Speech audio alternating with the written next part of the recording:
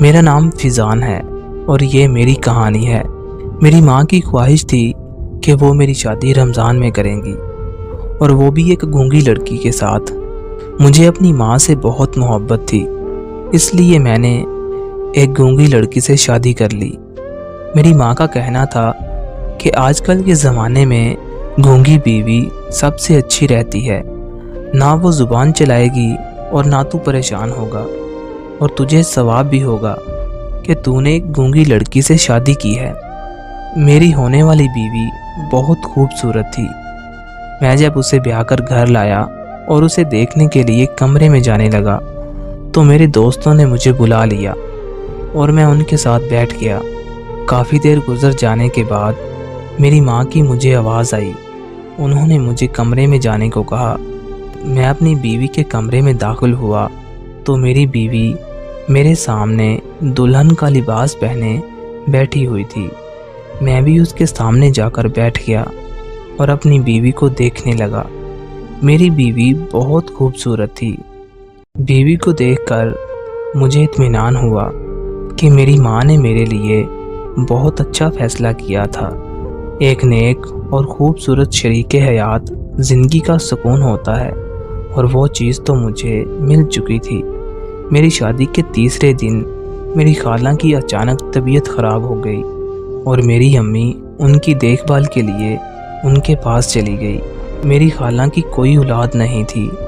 میری ماں میری بیوی کو چھوڑ کر چلی گئی۔ اگلے دن میں بھی تیار ہو کر کام پر چلا گیا اور میری بیوی گھر کے کاموں میں مصروف ہو گئی۔ کچھ دن ایسے ہی گزرے تو میرے ساتھ عجیب سے واقعات ہونے لگے۔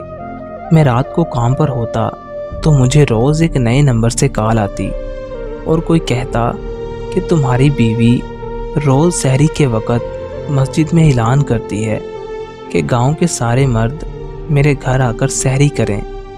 میں یہ سن کر بہت حیران ہوا کہ ایسا کیسے ممکن ہے؟ میری بیوی تو گونگی ہے، وہ کیسے اعلان کر سکتی ہے؟ پہلی بار جب مجھے رانگ نمبر سے کال آئی تو میں نے اسے مذاق سمجھا، لیکن یہ روز ہونے لگا اور مجھے لگا کہ کوئی مجھے جان بوجھ کر تنگ کرتا ہے۔ میں رات کو بڑے بڑے فنکشن اور شادیوں میں لائٹنگ کا کام کرتا تھا۔ آج بھی میں ایک بہت بڑی تقریب میں لائٹنگ کا کام کر رہا تھا تو مجھے ایک کال آئی۔ میں اپنے دوست کے پاس بیٹھا تھا۔ میں نے کال اٹھائی اور پوچھا کون؟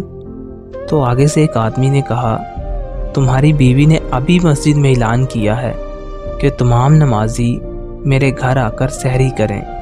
میں یہ بات سن کے بہت پریشان ہوا۔ میں نے اس آدمی سے اس کا نام پوچھا، لیکن اس نے فون بند کر دیا۔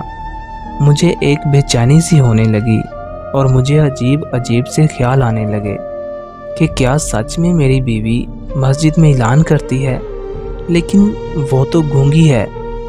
پھر میں نے سوچا کہ کہیں کوئی میرے ساتھ مذاق تو نہیں کر رہا۔ اسی سوچ کے ساتھ ساتھ میرے اندر سوالات کا انبار لگنے لگا۔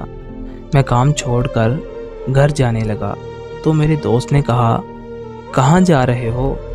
میں نے اسے بتایا میں گھر جا رہا ہوں، لیکن میرے دوست نے مجھے کہا کہ اگر تم گھر چلے گئے تو آج کے دن کے پیسے نہیں ملیں گے۔ تو میں نے سوچا کہ اگر پیسے نہ ملے تو میرے گھر کا نظام کیسے چلے گا، اور اس بار تو ماں کو بھی پیسے بھیجنے تھے۔ مجبوری نے میرے قدموں کو روک لیا اور میں پھر سے کام کرنے لگا۔ صبح 9 بجے میں کام سے فارغ ہوا اور پیسے لے کر گھر آ گیا۔ میں نے دروازے پر دستک دی۔ میری بیوی نے دروازہ کھولا۔ میں صحن میں پڑی ایک چارپائی پر بیٹھ گیا اور گھر کو دیکھنے لگا کہ اگر گھر میں ڈھیر سارے لوگ آئے ہوتے تو یقیناً گھر کی کچھ حالت خراب ہوتی، لیکن یہاں پر تو ہر چیز اپنی جگہ پر پڑی تھی۔ میں نے گھر کو دیکھتے ہی اپنی بیوی کو دیکھا۔ وہ کہیں سے بھی تھکی ہوئی نہیں لگ رہی تھی۔ وہ بالکل خوش باش میرے پاس کھڑی تھی۔ ایک دم سے میرے ذہن میں خیال آیا اور میں نے اپنی بیوی کو پانی لانے کا کہا۔ وہ سر ہلاتی ہوئی پانی لینے چلی گئی۔ میں نے جیب سے فون نکالا اور فون کو استعمال کرنے لگا۔ جب میری بیوی پانی لے کر آئی تو میں نے پانی پکڑتے ہوئے सारा पानी नीचे गिरा दिया। मैंने इशारे से कहा कि दोबारा पानी लेकर आओ, तो वो उठी और दोबारा पानी लेने चली गई। लेकिन इस बार भी मैंने वही अमल दोहराया। इस बार भी उसने कोई बात नहीं की। मैंने यही अमल 2 से 3 बार दोहराया, हत्ता कि पूरे फर्श पर पानी फैल गया। लेकिन मेरी बीवी ने एक लफ्ज़ भी नहीं कहा। उसने मेरे हाथ से फ़ोन लिया और दोनों हाथ गिलास पर जमा दिए और मुझे घूर कर देखने लगी। मैं देख रहा था कि उसे शदीद गुस्सा आ रहा था। पानी पीते हुए मैं उसके चेहरे के उतार चढ़ाव देख रहा था। वो वाइपर लगाती जा रही थी। मैं उठा और कमरे में चला गया। मैंने कपड़े बदलकर खाना खाया और आराम करने की गर्ज से लेट गया, क्योंकि शाम को मुझे दोबारा एक नई तकरीब पर जाना था।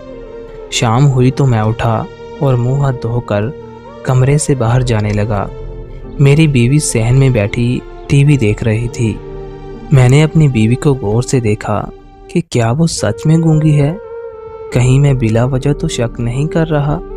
क्या पता कोई मुझसे अपनी नफ़रत का इजहार इस तरह से कर रहा हो और मेरी बीवी को मुझसे दूर करना चाहता हो। ऐसी बहुत सी बातें मेरे दिमाग में आने लगीं, लेकिन मैं फिर सोचने लगा कि ऐसा कौन करेगा, क्योंकि मैं तो एक मिडिल क्लास एक छोटा सा काम करता हूँ।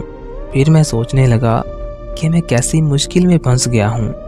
मेरी अभी नई नई शादी हुई थी और दूसरी तरफ ये शक और नए नंबर से कॉल आना मुझे बहुत परेशान कर रहा था।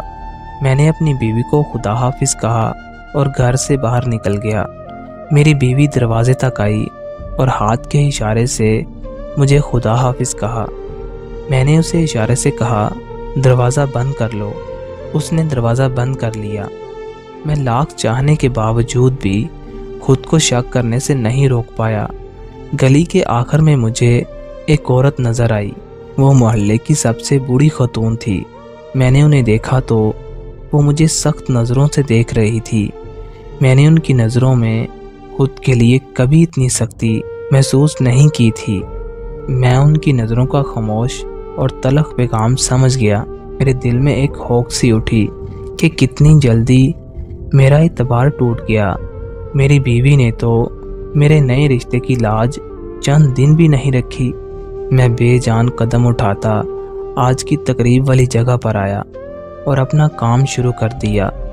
आज कई बार काम करते हुए कील मेरी उंगली में लगा, लेकिन मैं तकलीफ़ को नज़रअंदाज करता रहा। भला दिल के दर्द के आगे जिस्मानी तकलीफ़ की क्या अहमियत हो सकती है। ये दिल मुझे बार बार भाग जाने का मशवरा दे रहा था, लेकिन एक मजबूरी ने मुझे रोक रखा था। मैंने उस वक़्त सिर्फ काम पर तवज्जो दी। चंद घंटों के बाद मेरा काम ख़त्म हुआ।